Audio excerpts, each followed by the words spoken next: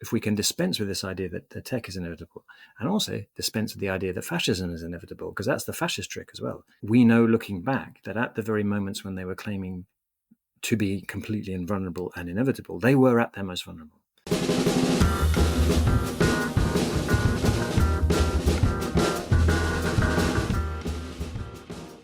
Well, welcome back to another episode of In the Meanwhile. I'm Marcus Harrison Green. And I'm Nora Kenworthy. You know, Nora, I thought dealing with all the human-created horrors was too much right now. But we've also had bucket loads of tech-enabled nonsense lately. We've got lonely adults and even kids turning to AI chatbots for friendship. We've got Grok, X's AI, going full-on techno-Nazi right after being released. It really does feel like the timeline has jumped the shark. AI, it's not just for cheating on essays anymore. Within hours of being re-released last month, Grok named itself Mecha Hitler and praised Nazis and spewed more anti-Semitic hate than one of Marjorie Taylor Greene's town halls, in case you missed it, Marcus. The progeny is in the shadow of its maker, I guess. Anyway, subtlety is clearly dead. It feels like we're living in the mashup time period that RoboCop, Black Mirror, and Octavia Butler warned us about. But instead of heeding the warnings, tech bros are using them for inspiration. It's actually worse than that, though, because Grok recently unveiled new AI quote-unquote characters that Oh, you, I guess, get to chat with or something. And there's like this downright pornographic anime femme bot, and then a masculine bot that Elon Musk himself said, I guess with pride, is inspired by Edward Cullen from Twilight and Christian Grey from 50 Shades. sociopaths, huh? I I gotta say, he could not trade me all of his money to like, be in that guy's headspace for more than 10 minutes. I just don't. No. Jesus. I gotta say, I mean, can we read this as anything else but a reflection of Musk's own fantasies? I'm just not how else. Gross. Probably not. I Is there any other explanation at this point? Jesus. Probably not. I mean, I don't want to kink shame anyone, even Elon Musk. But honestly, if we're going to invent fascist technobots to shepherd us into the apocalypse, like, could we please get a little bit more creative? I mean, what are you thinking about? Yeah, like I don't know, like moving willingly towards the darkness for Timothy Chalamet or Ryan Gosling or maybe Ryan Reynolds. I don't know what. I mean, yes, those would be improvements. I mean, it's kind of embarrassing, but probably Hugh Grant would do it for me. It's like the floppy hair and the accent. No, but in all seriousness, I am a pretty strong Luddite when it comes to all of this stuff. I've actually never used Siri or Alexa ever. Hmm. But hilariously, my family did find out that I'm more likely to actually follow GPS directions in the car when they're given in the voice of an Australian man. So, sometimes it does work for me. Oh my God! So I know the secret, to you actually answering my emails. That's great. I just, Probably not. I'm sorry. touche, touche. Oh man.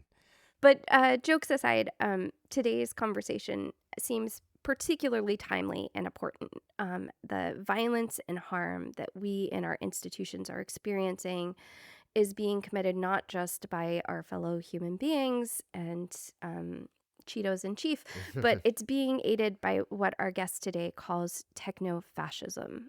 AI doesn't just represent the Freudian skeletons in Elon Musk's closet. It really is a key tool in the fascist arsenal that is being deployed against citizens in the US and around the world right now.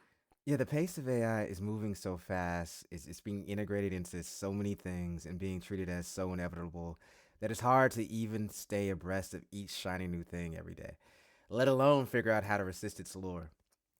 So I gotta say, Dan, I guess for today, he wrote a recent piece on resisting techno fascism, which is brilliant. And what I love about this piece is that it focuses in on how AI is being used as a tool of fascism in the US and what we can actually do about it. Yes. And To be honest, there have been a lot of critiques written about AI recently, and they're all great. We should be reading all of those books. Um, but Dan's work has really focused on how we can actually cultivate resistance to these technologies and their harms, and it's actually showing communities how to do this work. Hell yes. So today, Dan helps us go beyond the hype and dig deep on what it actually means to resist the so called techno fascist takeover here in the US and abroad. Yes, we're so happy to have him on the show. Here's Dan McQuillan.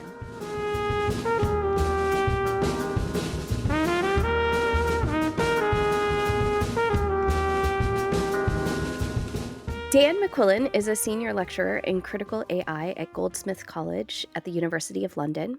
He has a degree in physics from Oxford and a PhD in experimental particle physics from Imperial College London. Over several decades, Dan has engaged in extensive and diverse advocacy and activism. He was a support worker for people with learning disabilities and volunteered as a mental health advocate, informing people in psychiatric detention about their rights. He created websites with asylum seekers, ran social innovation camps in Georgia, Armenia, and Kyrgyzstan, led a citizen science project in Kosovo, and worked in digital roles in both Amnesty International and the National Health Service in the UK. During the first wave of COVID-19, he's helped start a local mutual aid group where he lives in North London. And most importantly for our conversation today, he wrote the book Resisting AI, an Anti-Fascist Approach to Artificial Intelligence. Dan, thank you so much for being with us today. You're very welcome. Yeah, so Dan, given your background, I assume you have more than a few things to say about a recent interview with Travis Kalanick. He's the founder of Uber. He's also the epitome of narcissistic lunacy, I think. Anyhow, he There's recently, some competition, right? yeah, I mean, that's very heavy. Yes, very Mm. heavy competition. Um, but he recently said, I'll go down this thread with GPT or Grok, and I'll start to get to the edge of what's known in quantum physics. And then I'm doing the equivalent of vibe coding, except it's vibe physics. So those were his actual words. And I'm going to just ask you a very technical question. Like, what the fuck is he talking about? Yeah. Well, I think the scientific term for that is bullshit. Yeah. I mean, there is quite. Luckily for all of us, there's a paper that actually establishes the academic credentials of the term bullshit. So we're all good to use it all the time because it's becoming so much more relevant. I mean, I think the vibe coding, I find it actually working as a really good metaphor, I guess. But I was talking to some teachers a couple of days ago about their attempts to get the break on in terms of large language models in schools. And I think that the whole model there, really, the aspiration is for a kind of vibe teaching. You don't need to pass on that craft. You don't need those hard years of learning, and the skill and the relationship and the empathy. You don't need that stuff because you can hold the hand of a large language model and it will, encapsulate the expertise, and you can just be exactly what that guy, helped introduce into the world. The precaritized gig worker. Everybody. That's really the end goal for all of us. Really, the precaritized gig worker, the precaritized podcast hosts. Mm-hmm. That is a dire forecast for humanity, I would say. But anyhow, I think sorry, that's go ahead. fine. No. We can get into it. That's just a beginning. Tip of the iceberg. Well, I want to start by sort of getting this clear off the bat, since I think there's a ton of confusion and misuse around this term. So, can you help us and our listeners understand what we actually mean when we talk about AI? Oh yeah. Well, probably the sort of in-group term for it would be connectionist. It's based on neural networks, and so it's really, instead of trying to be intelligent by building in a load of rules about what an expert would do in a situation, it's a bunch of connections inside a computer program, and you literally shove data in at one end, and you sort of keep turning the handle until it can produce a plausible imitation of that data at the other end, and it learns that. That's connectionist AI. So a long time ago, historically, the idea was, rather than trying to encapsulate people's thoughts, we'll actually encapsulate the pattern of neural activity, if you like. But it's not really got anything to do with neural activity, I don't think. I think it's giving them a bit much credit to be saying imitating intelligence anyway. I mean, they imitate other outputs that human beings have previously produced in some way, or have been encoded about human beings. They're pattern finding mechanisms, and their fundamental operation is correlation, right? So it's like, oh, that thing seems to occur alongside that thing, and so that's a pattern, and that's what we can produce. Wow. Okay. Just uh, on onto another cheerier note. Now you write in your piece about how the Trump administration, particularly but not exclusively under Musk, Doge, has pulled vast amounts of data and used AI as a blunt tool of violence to dismantle what's left of the social safety net in the U.S. Can you walk us through your reasoning a bit on that? Sure. Yeah. So, my understanding of what happened there is kind of in two parts, really. And I suppose they're both. And I actually wrote that piece really as a kind of warning to kind of to everywhere else, and particularly to people in Europe and actually to people in the UK, because the UK is a very AI-pilled place at the moment at a government level. Um, and my interpretation of what happened would be twofold, really. And first isn't specific to AI. The first is that we've built institutions in a particular way. We've built institutions in a very centralized way, in a very hierarchical way, and in a very, very data-heavy way.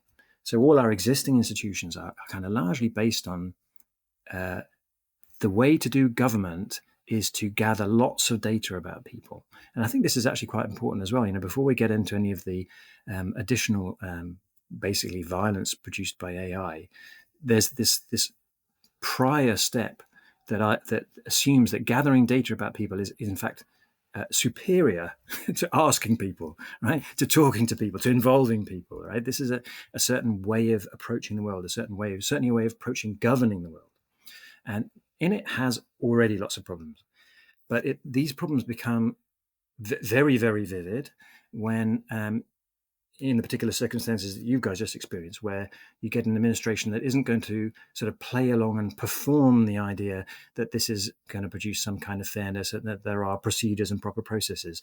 The brute facts are you've got centralization, you've got centralized control within a hierarchy, and you've got a ton of data. So if you're introducing an executive power at that point that just says, well, sod the rules, basically, we're just going to grab this data and do what we want with it.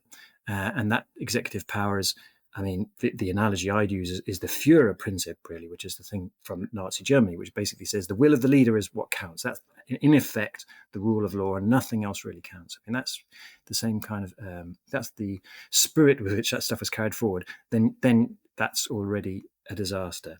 The AI really comes in then with what you do with that. And AI, we've already talked a little bit about why I don't think AI is a particularly effective tool for doing constructive things. But the sort of the additional downer is that it seems to be quite a good tool for doing destructive things, because it's not very good at being apt at distinguishing things based on facts or causality or whatever. But it is good on sort of clumping things together in a hurry. So if you want to go in and say, like they did to the Veterans Administration, we know a bit about that because the guy basically spilled the beans afterwards. He fell out with Doge and he spilled the beans. If you've got somebody going in saying, we've got 30,000 contracts and we want to, filter them in a week and chuck out stuff we don't like, stuff that happens to have diversity involved in it, or other things really that just don't fit our parameters, then we can re-engineer some crappy language model, fiddle with this thing called the system prompt, which is the bit you don't see before you ask a question. It's the sort of master voice inside it. We can fiddle with that bit, shove all this stuff through, and you know what? If we catch some of the stuff that we would have got rid of anyway, because that's the kind of thing we don't like, and if we catch a bunch of other stuff anyway, who cares? It's a smash and grab operation, because at the end of the day, we don't really care if this thing survives or not.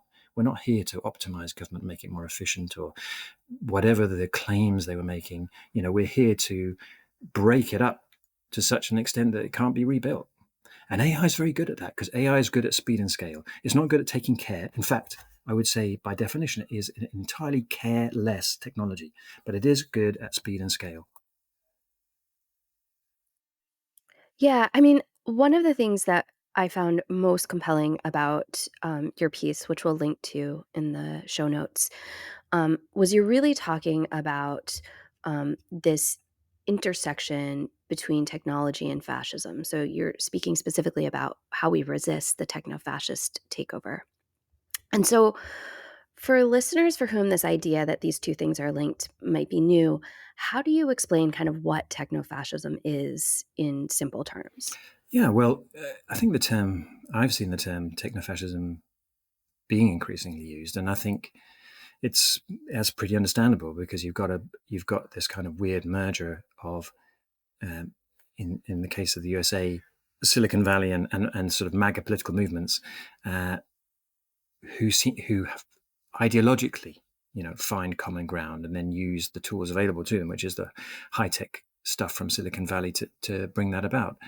What I mean by technofascism is, yeah, for sure, that's true, and the history of, if you like, the sort of politics of the people in Silicon Valley is deeply, deeply worrying, right? And we know that more than we used to, and we can see that very clearly if we look.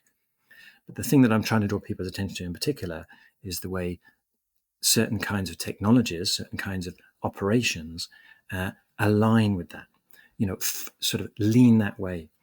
As I was just saying about the AI being used in by Doge to smash up bits of the administration, it's like there are certain aspects of the way contemporary AI, deep learning, generative AI, large language models, the way these things work in themselves, resonates really strongly. That it's not like these machines have politics, because that's really the whole point, right? They don't have a consciousness, they don't have intention, they're just a set of operations, just a set of computations. But they do, all technologies, not just computational ones, but everything in our lives, they have certain affordances, they have certain things that they make easy and certain things that they make harder. People with disabilities know all about this, right? Because their experience of life is made more easy or more harder depending on the choices that are made. And this is the same with all this very advanced computation. There are certain ways of doing things, certain choices that have handed, if you like, far right politics a gift. This is just made for the kind of thing that they want to do, and that's not really an accident. It's come out of the Mhm. same. It's come out of the same ideologies. It's come out of the same space, and it's come out of essentially the same philosophies, really. So I'm trying to draw Mhm. people's attention to that bit, just to say, look, it's not just bad people using tools for nasty things. It's like there's a problem with these tools as well, and they just really they come as a package. They match each other. Yeah, totally. I have spent quite a long time studying crowdfunding, and I was always so frustrated by the way that crowdfunding industry people would describe it as we're democratizing Mm. charity, right? And I was like, what version of democracy are you working with here? But like those kinds of phrases make it so clear that these tools have a political project, and have a political purpose towards which they're turned. I would kind of see them as, they're the politics of the past made into objects, made into artifacts, and they in turn produce the politics of the future. So they're just a sort of, they're a frozen moment that capture usually the dominant things from the past, the things they've got the control over making the technology, and then carry that stuff forward to the future. Unfortunately. I was recently actually listening to an interview with Adam Becker, and he wrote the book, More Everything Forever. It's just sort of about the uh, continued rise and dominance of these tech billionaires and so forth, and entrepreneurs who we largely as a society, particularly American society, lionize as gods amongst us, so to speak.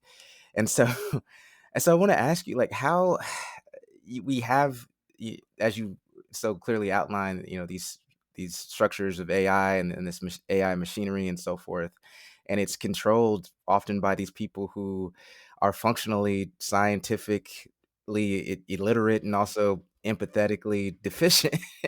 And so, why, in your opinion, why isn't there more of a an understanding of that we have literally, I don't want to say inmates running the asylum, but I mean that's kind of what it seems like at times. We have these narcissistic lunatics who are in control of this technology that is very impactful to people's lives.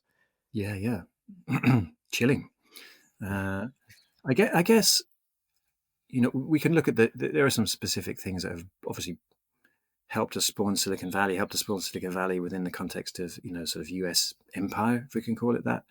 And, those have even the existence of venture capital, for example, even the existence of these spaces in which, in a desperate attempt to fend off the effects of the financial crash in 2008, which itself showed the internal inconsistency of the whole economic system, a load of money was made available to a very few people who then started to shove it into things where they could make as quick a buck as possible, a quick gain as possible. So there are real political reasons of political economy why these people have power, and obviously the thing that I'd really ask is what happens to the rest of us? What is happening with society that it goes along with this? And because at the end of the day, my overall argument is, in actual fact, it's not that long ago, well, relative to some of us, but I was around, in the 1970s and 80s, where in general, at least here in the UK, it was fairly common to say, well, if there's a technology that we're going to introduce that's going to have an absolutely widespread effect on everyone in society, well, we should ask some questions first, and there should be some sort of collective approval of this stuff, and we should think first. We should have people who are sensible and know what they're talking about to think about the consequences, genetic modification or whatever it is. We're going to have widespread society-changing technologies. There should be essentially some democratic control over it. And we haven't done that with this stuff. And I think the really interesting question, as with any lunatic leaders and definitely with any fascistic developments, yes, these people are psychopaths, but that's not exactly new, is it? There are plenty of those people around. The question to me is how they have the power, and why the rest of which is really requires the rest of us to some extent at least to go along with it. And there's a parallel there with the technology as well. What is it about this technology that means we've gone along with it? I mean, to some extent, if society was already, if I can say, a more rational place, and you came along, let's say, to a school, and you said, let's introduce here's a technology which we're claiming is going to save you loads of time. We're claiming, in fact, can at least partially replace your job, but don't worry, it's going to really help you. But by the way, you can't really trust it, and sometimes it will make stuff up. And also it encourage the kids to form unhealthy dependencies, and so on. And so all the stuff that we're now getting to realize very quickly about large language models, for example, chatbots and so forth.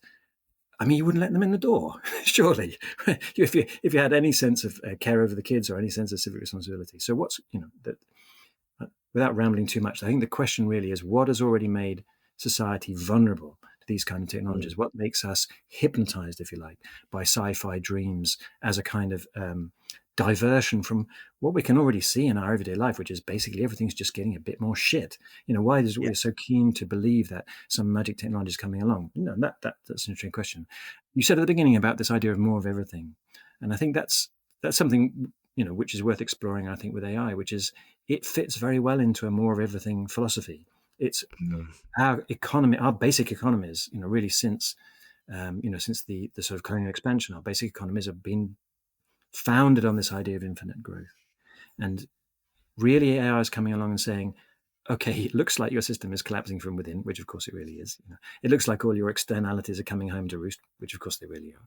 But don't worry, we've got this magic technology, which also happens to be based on the same idea that infinite growth is back and it's good and it's going to solve everything.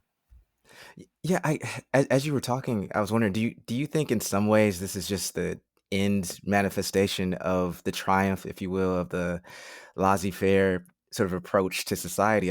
As you were talking about, having a technology that should be scrutinized through, via society, and actually have to benefit society. I was thinking back to originally, corporations or businesses, at least certainly in the UK, they used to have to prove that there was some sort of social benefit for their existence. I mean, how can we? Yeah, can we? Is there a point, or a hope or a pathway that we can get back to that, where we can have a little bit more skepticism about whether it's technology or corporations, and sort of do away with this laissez-faire, as let's unlock people to do, and I shouldn't say people, but let's unlock corporations to have free reign over everything, and we'll sort out the damage at the end, so to speak. I really do think there is, because we're essentially being hoodwinked, especially with the inevitability. Inevitability is something that we see a lot with AI. we encountered, anybody who's working in any kind of institution where it's being introduced. And I mean, obviously, I talk a lot about education because that happens to be where I am. But I know from sort of friends and colleagues and other people how much that's the case everywhere. I have people contact me on social media saying, "Oh, my boss is," I know a lot of coders, and people are saying, "Oh, he's bought Copilot, and we're all going to have to use it, even though we think it's bullshit, basically." It's everywhere, and because the idea that it's inevitable is the dominant paradigm, right? And that idea of inevitability is itself the trick. If we believe this thing is inevitable, that's I think entirely designed, not by committee, but designed, if you like, a natural effect of the system that you're talking about, to render us unable to make the defense that we would otherwise make. And I think if we can dispense with this idea that the tech is inevitable, and also dispense with the idea that fascism is inevitable, because that's the fascist trick as well. Fascism is always actually extremely vulnerable right at the moment, and I'm just talking about historical examples here. We know, looking back, that at the very moments when they were claiming to be completely invulnerable and inevitable, they were at their most vulnerable. So it's a complete, it's a trick. It's a scam. I mean, once this stuff is embedded everywhere, and once we do have completely authoritarian government systems, then it's still not over. It just becomes a lot harder. But I think, again, looking at these machines and realizing that there is literally nothing in them. They do flashy tricks. It's a party trick. But there's nothing in those machines that they produce of very much worth. But even the things that, going right back to the original part of the conversation, that seem to be intelligent, all that at the end of the day has come from us. It's all from ordinary people. It's all from somebody somewhere doing some thinking, doing some working together. It is the same as the thing that underpins all of the value of any of these laissez-faire systems or whatever. It's all down to the labor of ordinary people, which means we still have, in a way, the ultimate potential power. We have the latent power to say, no, enough. We're done with this and we want something different. It's really sort of chilling to see how much your work has anticipated some of these massive and accelerating techno-fascist shifts that we've seen in the US and in other places. I mean, you published your book, Resisting AI, 6 months before ChatGPT was released, and before it started to rapidly take over people's attention and further disrupt their workflows and destroy my students' ability to actually write their own papers. So first of all, can I borrow your magic 8 ball for my next book? That would be really helpful. But second of all, has this sort of rapid emergence trajectory, acceptance, integration into systems of oppression, has it surprised you? Or given what you're talking about in terms of sort of this perceived inevitability of tech, are you not surprised by the pace at which it's been adopted? I was surprised by the speed at which, I was very aware of large language models because they were around even at the time that the book was published, and I used to use them in class to poke fun, at the hubris of these, this latest wave of AI. So I was caught out by the speed with which, and this is, I think if you look into the sort of historical details of it, if you like, the company themselves were caught out. I mean, everyone was kind of caught out. OpenAI didn't really expect ChatGPT to take off in the way it did. And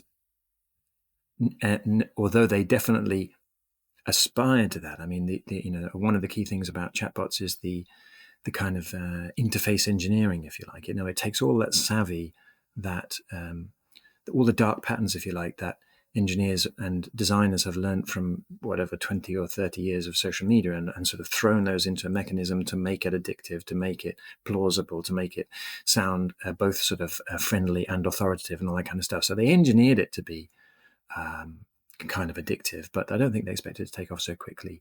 And neither did I.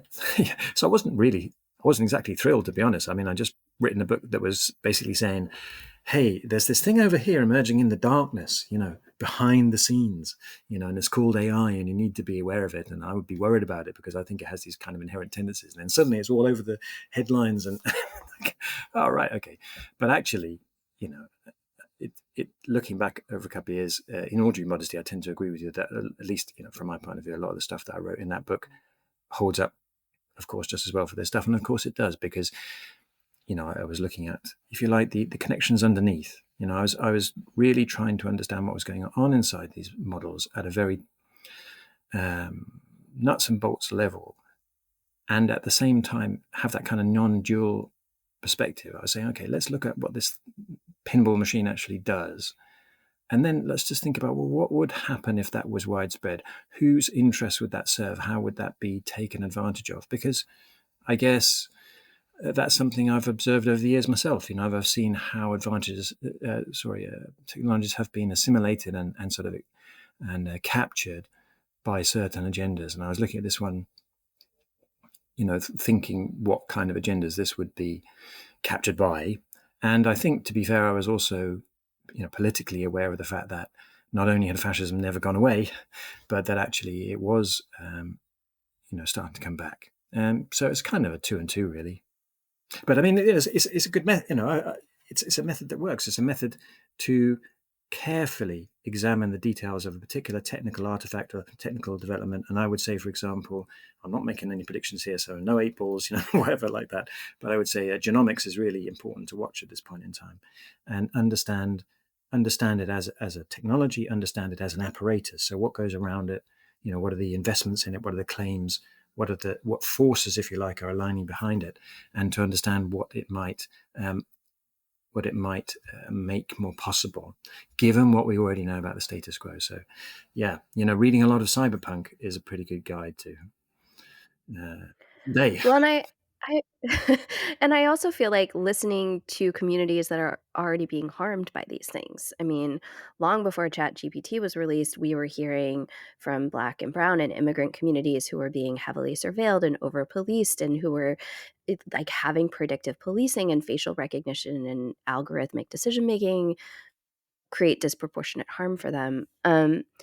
And one of the core tenets of your book is that, as you put it, any AI-like system will act as a condenser for existing forms of structural and cultural violence. Um, so I guess I'm wondering if you can kind of explain that idea of condensing, or sometimes you use the word amplification, to sort of talk about how these technologies actually do that systematically and by design to cause disproportionate harm in marginalized communities. Sure, yeah, but I mean, I'd like to sort of, just following the thread from what we were talking about, sort of, agree with you that actually that's a fundamental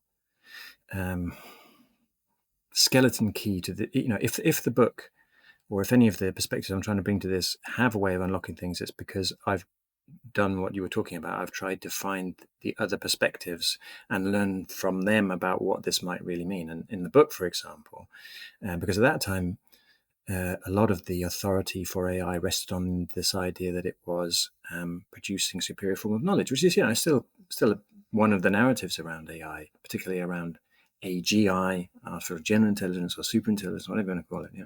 There's this idea that it's producing intelligence because it's based on some, not just on magic actually, but on some kind of scientific magic. There's science in there somewhere, and that's easy to dispense with and say, a bit like you were saying earlier on, these people are again illiterate at science. What we're talking about, there's no science in there.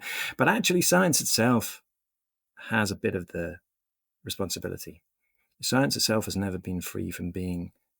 It's another one of those tools. It's one of those tools that has some positive qualities, but has also been used largely to extend empire, to extend dominance, and all that kind of thing. And as you were just saying, in that particular niche, there's a lot of work. For me to unpick AI meant going and starting with feminist critiques of science, post-colonial critiques of science, because they all have already done the work. They'd already figured out how these structures that claim to have a superior form of knowledge are actually doing us in, are actually keeping us down, are actually preventing us from being heard, preventing us from being part of society, and all of this kind of stuff. So absolutely agree. And that's really where that's kind of the starting point for me, for the diagnosis of violence, really. It's like there's this term that tech types love to use, which is the stack. I don't know if you guys are familiar with this kind of talk of the stack. So you get this stack, it's like from the very wires and Wi-Fi up to the protocols, up to the software, up to the applications, this kind of stack. And I would say there's a violence stack actually within this stuff. And one of the levels of that is exactly this kind of thing, epistemic violence. Right? Epistemic violence is where you're not, according to this model, the person who knows best about who you are or what you think. Actually we do, because we've got more data and we've got better machines. So we don't actually have to hear your voice. We don't need to ask you anything, because we have already know better than you. I mean, it's so Victorian. It's so misogynist. It's so masculine. Oh, don't worry your little head. We know better than you. And it really is. It does have direct connections to that stuff. So you've got the epistemic violence. On top of that, you've got a lot of what I think you were referring to, which is the structural violence. We know the way society is structured, the way that it has never escaped its colonial past, the way it's never escaped misogyny. It's never escaped patriarchy, and it's built on all of these things. These are very present in everyday life. And the weird thing about AI, in a way, is that it makes that stuff even worse than it is now, because the data it draws on is not just the stuff from now, it's also the stuff from the 1950s. It's also the stuff from the 1850s if it's been digitized anywhere. So in a way, it's very regressive. It's bringing values going. It's a backwardsness machine, not a forwardsness machine. But also a big part of my problem, if you like, with AI is that it, the contrast I would make with when I wrote the book, actually, especially, was people are saying this is like the future. This is sci-fi. This is something from Star Trek that's been beamed back in time, or whatever it is. Elon Musk's fantasies, whatever. I was looking at AI and going, this is just bureaucracy. This is bureaucracy as a machine. It's like computational, high speed, large scale, but it's bureaucracy. So at that level, you've also got a thing that some would call administrative violence. And that's the stuff, of course, that marginalized communities are very familiar with on a day-to-day basis. The sort of harms of allocation or misallocation, where a system decides that you no longer deserve this particular tiny benefit that keeps you, at least marginally alive, because of some policy change, or because of some error you made, or because of some error they made. I mean, administrative violence is how it's where the nasty ideologies of politics meet the crunchy realities of everyday life, descending downwards through administrative structures, that front end where you're just trying to get on with your life, and you can't, because the system won't let you. So you've got this kind of, I would say, a violence stack, which unfortunately doesn't stop there, because in our world there's a kind of given the multiple crises, sometimes call it the polycrisis, the many crises that the system that we currently have lived under for centuries has kind of brought about. So climate crisis, yes, financial crisis, and the so-called refugee crisis, the need of people to move around the world in order just to continue surviving. All of these things are leading to a kind of lifeboat mentality in general. We've got to build a wall. I mean, you guys know all about that, right? We've got to wall around things. We've got to keep people out, and that means some people become disposable. So at that level, the violence just becomes very real. It becomes your relatives drowning in the Mediterranean rather than being able to make a better life because Europe has built a real and virtual wall, and a lot of that is made with these kind of technologies. Yeah, I mean, Happy days. Yeah, I can kind of see why you describe yourself as a tech abolitionist now at this point. I, but I'm wondering. I mean, there's so much. I'll read the New York Times, and their tech columnists seem to be stenographers at times for the AI industry, and there's just so much. Not to just pick on them. I mean, there just seems to be so much propaganda that's pro AI these days. And so I want to ask you, what does it look like in practice to actually adopt the stance of, being a tech abolitionist, when it just seems like the news and praise about this technology is inescapable? Yeah, it really does seem like that, doesn't it? I mean, I've got to say that journalism, it's not just obviously on the tech front, but is going through a very disappointing phase, right? And they're caught up with the myths as well. And we go back to that bit about why is everyone playing this game, and it makes good journalism apart from anything else. It's easy journalism. It's a pattern that's been around for so long. Oh, here's the latest tech thing. And that's trivial and superficial and lazy to some extent, but it also represents possibly a deeper paradigm, which is this idea that we are somehow progressing. and that technology is the engine of that progress. And again, technopolitics really goes back to the idea that empire was always based on this dual idea that, well, this double move really. In order to do empire, you had to have certain kinds of technologies, navigation, steam engine, machine gun, that kind of stuff. But having those technologies also helped to justify the idea that, you are superior, because somehow you have to justify sort of basically ripping off the rest of the planet and sort of subjecting people to unlivable conditions. You have to this is where I think it becomes very British in a way, right? Because a lot of this stuff goes back to the British Empire. You have to have a story to tell that says that you are a superior being, because otherwise how could you possibly justify or live with the things that you do? And that goes with the technology. I have the technology with which I can steal all this stuff, and that must mean that I am superior. And so I think in that weak T tech journalism is, on a day-to-day level is kind of just lazy and sort of normative and just going along with the dominant thing and afraid to stand out. But at another level, I'm just saying I think it represents actually something sort of paradigmatically deep. Anyway, so on to the good stuff, right? What do we do about this? Well, it's not, as a tech abolitionist, I would say it's not easy at the moment.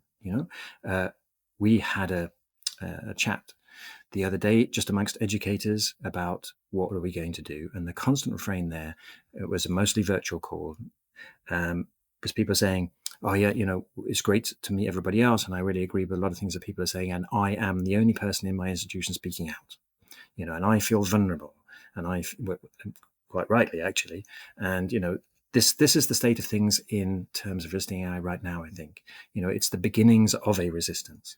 It's the beginnings of people finding each other. It's the beginnings of probably the most necessary dimension of it would be solidarity. Actually, you can't really just oppose this stuff alone. The way these changes work in general, as on the political side, is if you're isolated, you're easy to pick off. And this isn't new. I mean, this is the foundation of trade unionism or anything else, really, or the civil rights movement. It's like we have to get together in order to challenge this. So the first step, really, I think, with any of this idea of refusal, and I think refusal is entirely justified in this case, and that's what really does annoy me, even about the sort of in British terms, I'd call the sort of Guardian journalism on this stuff, which goes, their line would be, well, of course, AI has a potential to bring incredible benefits to healthcare and blah, blah, blah, blah. But maybe we should just worry about this little bit at the edge because it doesn't seem to be so nice. This is inhibiting a proper response to this technology, which is unmitigated and straightforward refusal. This is bad news for everybody, apart from the few people who are obviously already benefiting from it. And we should just say no. But what really attracts me about abolitionism, although I didn't put it that way in the book, but it's the same principle, is that it's not just about saying no, right? Saying no is just the beginning. The whole idea of abolitionism, as I understand it, is saying what alternatives should we have instead? How do we construct society? Because these are all structural issues, right? So how do we construct society differently? If we think crime is a problem and we think building prisons is just criminogenic, right, just generates more crime and gives people, the opportunity to be cruel and abusive, then great. I mean, I'm all for it. Get rid of prisons. And what? And what are we going to do instead? And that's a good question, because it doesn't mean, we just have to have alternative prisons. But it does mean that we have to restructure things a bit more fundamentally. We have to look at the basis of our economy and our politics in order to be able to say, here's a way of living a better life. So for me, for example, and this is in the book, I'm looking for specific ways that people, when they get together, can for themselves do that thing that, if you like, our regulators and our government is clearly not doing for us, which is being able to look at particular technologies like AI and say, okay, how do we assess this? What criteria do we use for looking at a technology, at an advanced piece of computation or any other advanced technology, and say, what are the effects this is going to have in the world, and should we go along with it? And if not, what else should we do? And I turned to the ideas of this guy really from the 1970s, Ivan Illich. He had this idea of conviviality. So conviviality works for me very well for this, because it doesn't divide between, how we deal with society and how we deal with technology. It's saying these things are completely wrapped together. So we need at the same time to have an idea about what the technology does, and how we could have technologies that do things differently in a way that allow us to live our lives differently, to live our lives in a more caring, mutually supportive, just, and inclusive way. Yeah. And I think in your book, you are suggesting certain kinds of social forms that might help us to do that, right? This is one of my favorite parts of the book, actually, because you really do start to give us some social roadmaps for how we might organize. You talk about mutual aid practices and mutual aid networks. You talk about self organized workers' councils as social institutions or infrastructures that can kind of help us resist AI. Um, can you talk to us a little bit about your own experiences with these types of social forums and how these types of social organization can help us to functionally resist AI in our communities or in particular spaces?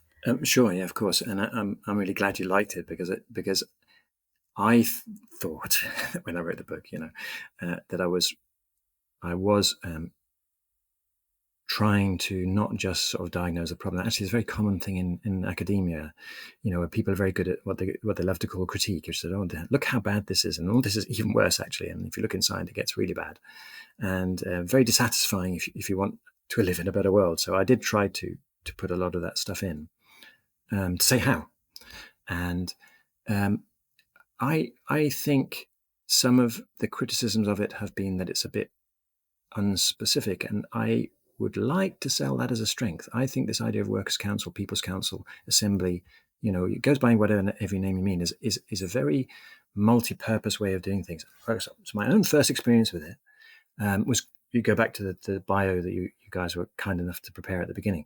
I worked with people who were forcibly detained under the Mental Health Act, which basically means they were in a psychiatric institution, without choice because of their mental health. But I was lucky enough that the people that I got associated with that, I was lucky enough to become part of a thing called the Hackney Patients Council. I wasn't, it doesn't, not that it matters, but that I was just there as an advocate, as a supporter.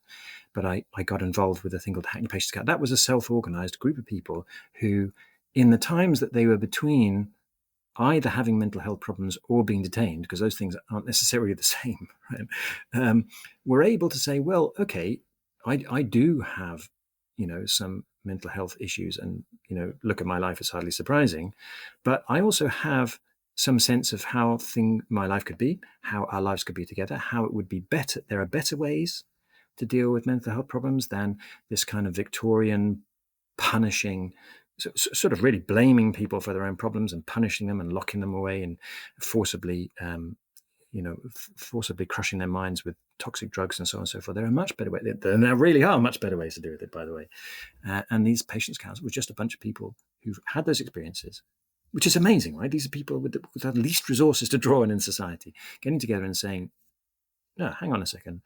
We as a group of people are able to reflect on this in between times when we're unable to, and as a body, we're able to say, we have an understanding of our own context and we have some things to say. We're not even denying, medical expertise. We're not denying the help of the health system, but we have something to say.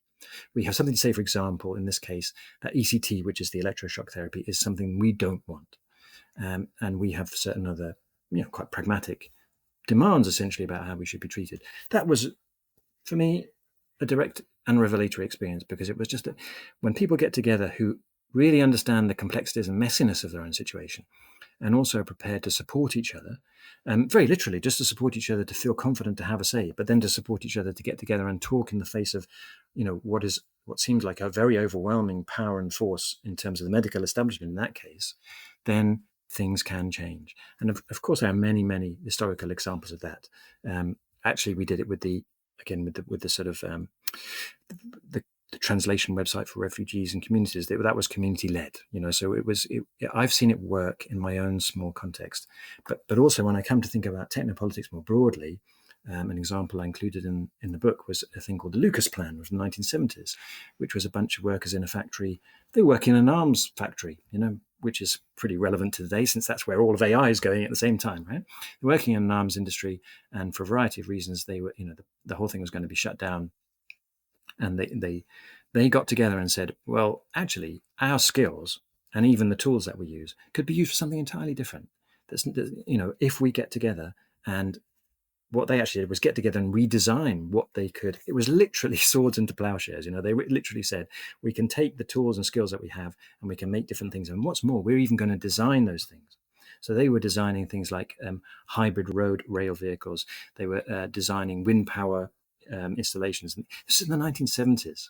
That was simultaneous with the beginnings of the rise of the environmental movement. So think of what was already possible then, this is, again, why I think we should be justifiably angry with the institutions and leaderships that we have, because this has already always been possible if we had tapped into not just the skills and labor of people, but their imaginations, their understandings of how the world could be, and their skills to bring it about. Because at the end of the day, it's always us, as broadly speaking, the people who are making the world on a day-to-day basis, who are actually reproducing it. And we could reproduce it differently. And this group of people decided to do the same. So I think it's the work, the council idea in itself, I think, is a not super easy to do in practice, but a super easy concept. Like right now, for example, I hear these chilling phrases from some parents I know where they say, "Oh yeah, our preschool or our primary school is having a conversation about what's our AI policy." I mean, it's chilling. Why does a preschool need an AI policy? I mean, it's terrifying. But you've already got forms of association there. And in the UK, we've got these things called parent-teacher associations or whatever. I think school boards, or I'm not quite sure how that works in the USA, but there are, structures in which parents at least have some kind of say. And not just parents, but the ability there to form an alliance with the teachers who may also feel incredibly uncomfortable about this.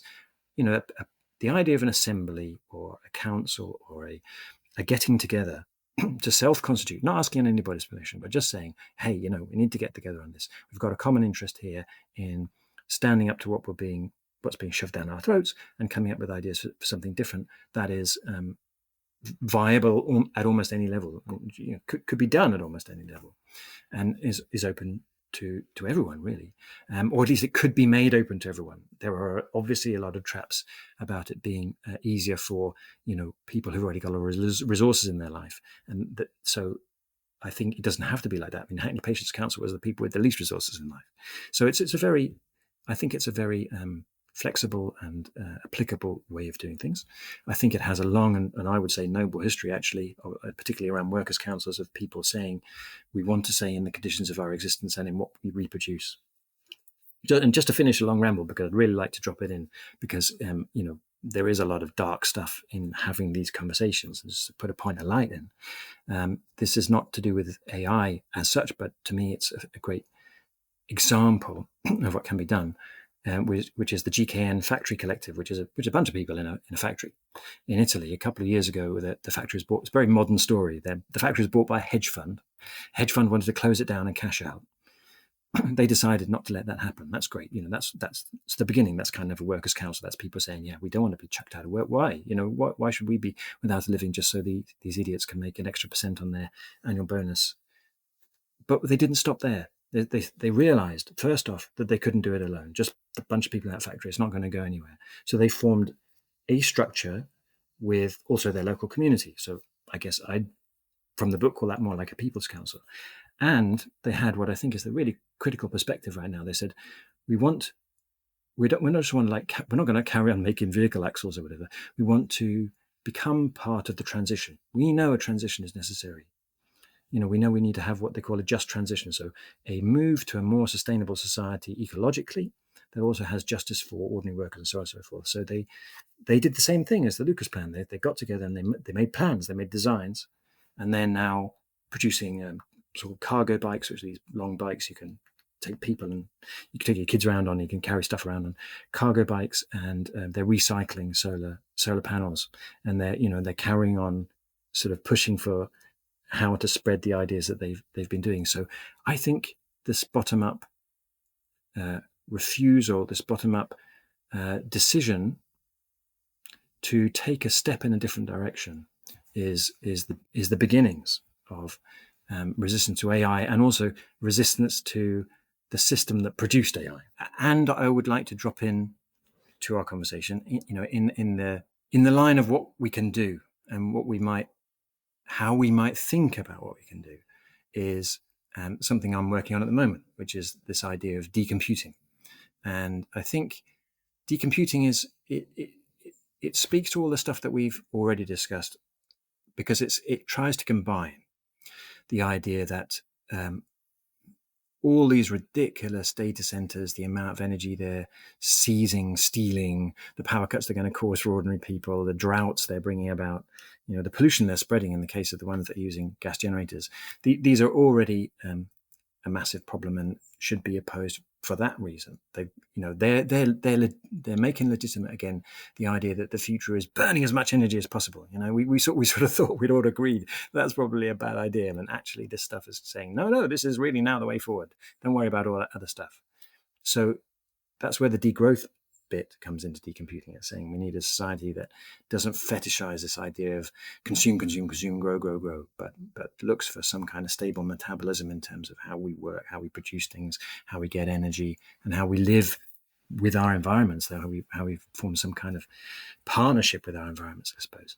And the other thing is a not so catchy word, and I'd be grateful if any of your listeners have got a better alternative. I call it de-automatization, right? Which basically That's a mouthful. that is a bit of a sticking point. What it really means is what it's trying to get at is the inseparable problem with things like AI and all the other stuff around them is the way that we already think like machines, or we already relate like machines, or we're encouraged to relate in machine-like ways, that our relationships are abstracted, we have increasing amounts of thoughtlessness in the way we interact with each other, increasing amounts of alienation, increasing amounts of distancing. I'm not just making a sort of don't let the kids use social media type argument. I'm talking about the broad structures of society, very much the administrative structures, but also the ones of daily life. That there's a kind of a computational aspect that comes into all of our relationships, and not in a good way, and increasing into the decisions that are made, in our societies, and again, not in a good way.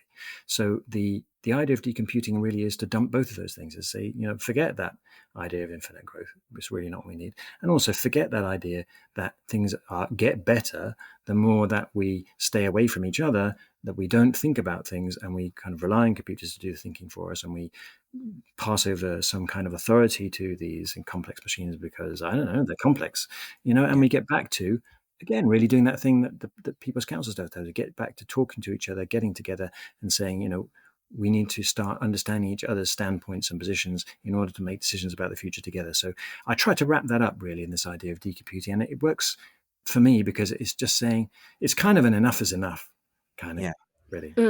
Yeah, we can call it the no more of everything. More of everything. Yeah. That's good.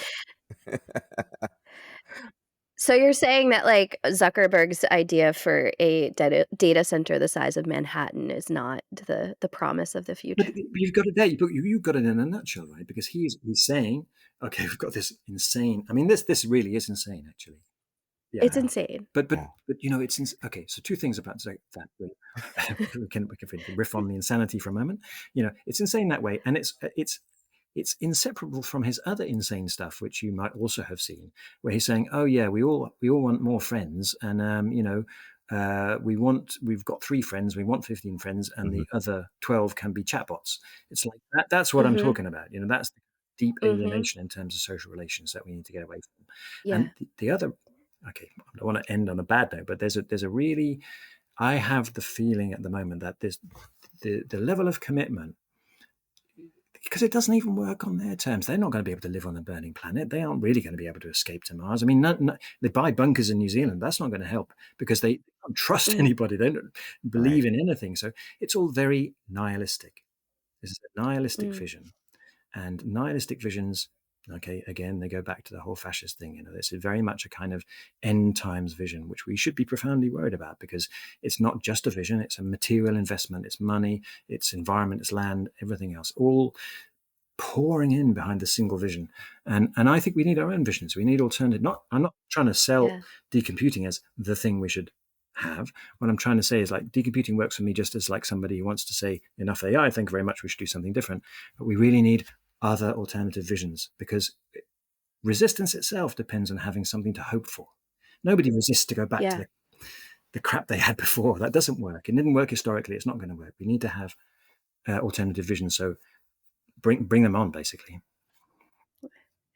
Your discussion of decomputing reminds me of this terrible idea that some parents in Seattle had a couple years ago to use AI-enabled facial recognition technology to screen students, going into schools to try and prevent school Mhm. shootings. It's like the most American use of technology ever. And the whole time it was happening, I was thinking, there's so many layers of problems here, but, like, at the end of the day, you're actually trusting a computer to look someone in the face and do a better job than you as a human being can do to assess, is this person in crisis? Are they having trouble? What are they bringing into school with them today, right? And our whole conversation has reminded me of that incident of, like, you don't have to do this. You don't have to adopt this. It's not a magical thing that will somehow prevent school shootings. But well, I mean that's a chilling example, but I think it also neatly captures something very, very fundamental about all this stuff, about the desire for submitting to this kind of computational tyranny in a way, which is fear. It's very, very fear based, and actually, I should have really said, that one thing about you asked about my experiences um, of the sort of idea of workers' councils, people's council, or whatever. And I was just remembering the one thing that always has worked for me in any kind of situation like that, or in the mutual aid groups as well. It's kind of, it's a kind of relief. It's like it's just this moment where you just go, oh yeah, man, I can actually trust people, and they're basically okay. I mean, they can be a bit quirky, but aren't we all? But they're basically okay. Yep. Most people are just basically okay. They they are willing to work with you for everyone's good, to make things a little bit better, to make them things slightly less worse. And that's kind of the opposite to me. That's the opposite of fear. That's not just kind of hope in an abstract sense. That's a sort of, uh, to some extent, a belief in not a magic belief in each other, but the sense that a recognition that we already all depend on each other, and actually we can depend on each other.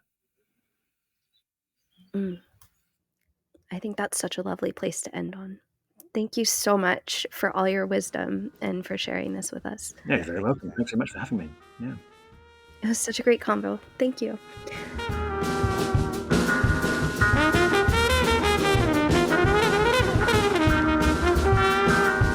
Well, Marcus, it's honestly really hard to feel inspired about anything related to AI these days, particularly as a college professor whose job is basically being destroyed by it. Um, but I actually feel like this conversation gave me a bit of a pathway, a sense of like what communities can actually do together to resist some of this encroachment.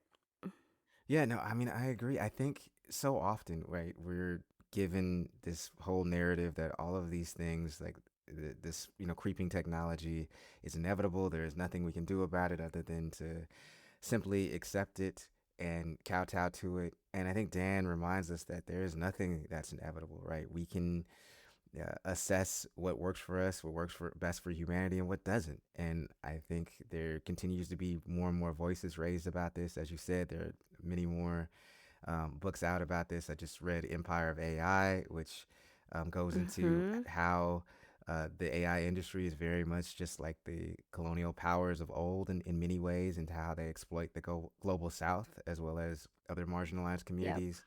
And so I think, at this point, as everybody is sort of wondering about, what's going to happen in the future, and there's all this anxiety, I think this can potentially be something folks can organize around and say, hell no, I don't want this. I don't want this taking either my jobs. I don't want, these data centers poisoning the air in my communities. I say no to this. And so, Hmm. um, yeah, I will say this was the most hopeful conversation I've either heard or participated in about AI. And so I just again want to thank Dan for coming on our show. For sure. Should we transition to 8 ounces of joy before we sign off? I think, I think so. Yeah. I mean, Nora, what would you say is your 8 ounces of joy this week? Well, it's summer break. I am solo parenting a lot right now, and kids on summer break take the task of creating chaos. everywhere they go pretty seriously, which is great for them. We love that for them. But it means that my life is a little bit messy right now, as you may have noticed, Marcus. And I should also note that I'm married to a person with like an engineering degree and who takes like, like loading the dishwasher is like, advanced level Tetris for him. And Fun. I yeah, it's great. I'm not allowed to do it anymore. But I was solo parenting. I was cleaning up the other night. I was, like totally overwhelmed, and I was just like, "Fuck it, he's not here. I'm gonna load the dishwasher however I want to load it." And I took a picture of this like horribly loaded dishwasher, and I sent it to him. And he's like, "Honestly, this needs like a not safe for work tag on it." But like I'm going somewhere with this. It's a very small moment, but I've been thinking a lot lately about like intentionally just being more of a mess because Yeah. I don't understand why we're supposed to continue to be perfect in Right. a world on fire where like literally the people who are in charge of this country are deliberately like driving it off a cliff. Yes. Um, Yes. and recently I listened to this amazing episode of The Interview with Mandy Patinkin and Catherine Grody. I don't know if you heard it, but I highly recommend it. It was amazing. And in it, Catherine Grody said this amazing thing about being a mess that I think connects to our conversation for today, and somehow legitimizes me being really inept at loading the dishwasher. So she said, "I embrace being messy more than I ever have as a reaction against the whole AI, chatbot, algorithmic world. I want to make mistakes. I want to apologize. I want to be tactile. So yeah, we're messes." Yes. And so this is my new excuse for being messy is I am resisting AI. I love the rationale there.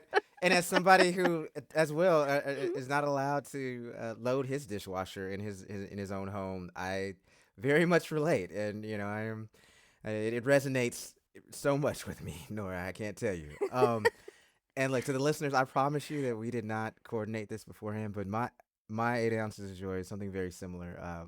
A friend of mine, Denise Colley, she's a Unitarian minister over in Milwaukee. And I will tell you, by the way, Milwaukee is nothing but cheese curds and beer. I was there for for her wedding this last week, and I will tell you, it did not sit well with the stomach. But whatever, I digress. Anyhow, but she did this lecture called "Aim for Pathetic," and she talks about as adults, right? We get to this point where we stop having fun a lot in life, right? It's our jobs that's beating us down, or the frenzy of whatever, and we sort of lose this ability to just do something to do it. And she talks about like, look, if you suck as an artist, if you suck as a comedian, you suck as whatever, or even if you're mediocre at it, like I am. She's like, just aim for pathetic. Just do something because it's fun. Do I something love that. that that you don't care if you're judged for it or not. Just the fact that you are out and you are like just releasing some of your energy, right? And you are putting yourself in somewhat of a vulnerable position, but also just a position where you like honestly just do not care. She's like, just aim for pathetic. If it's going to the gym for 10 minutes, and you'd aim for a pathetic 10 minutes. If you're I don't know, having a conversation, or you're an introvert who's putting yourself, I should say, into a conversation that you wouldn't otherwise be in, don't overthink it. Just aim for pathetic and just do it, and be proud of yourself for trying. And so yeah, that's my 8 ounces of joy. I just in this world of perfectionism, the hell with it. Just aim for pathetic is what I'm gonna tell people. So give your permission. I give you permission now. There's in the meanwhile gives you permission, listeners, to be as pathetic as you possibly can. We will not judge you. Thank you. Good night. We will celebrate you Yes, we will. being pathetic. Yes. I love how much these intersected for us this week. We should plan this. We should actually plan this. I don't know. But I know. with that, Nora, will you go ahead and sign us off? I would be happy to. If you're out there and you're still listening, it means you've survived another week of the broligarchy, the world's cringiest chatbots. Um, and they have not yet taken over our brainwaves. So thank you for being with us. Yes, and as always, we want to thank our extraordinary producer, Jessica Partnow, and give a shout out to Aham Aluo for our music. You can find us on your favorite podcasting platforms, or on Blue Sky, Instagram, and YouTube. If you want to support the show, just pretend like you're doing something. Head to in-the-meanwhile.com to subscribe or donate. And if you got anything valuable from today's episode or any of our episodes, please do share with family, friends, enemies, co-workers, people you hate, people you love. We don't care. We're just trying to build up that listenership. And hell, everybody needs to hear about this. So with that being said, new episodes drop every single Friday. Until then, we will catch you in the meanwhile.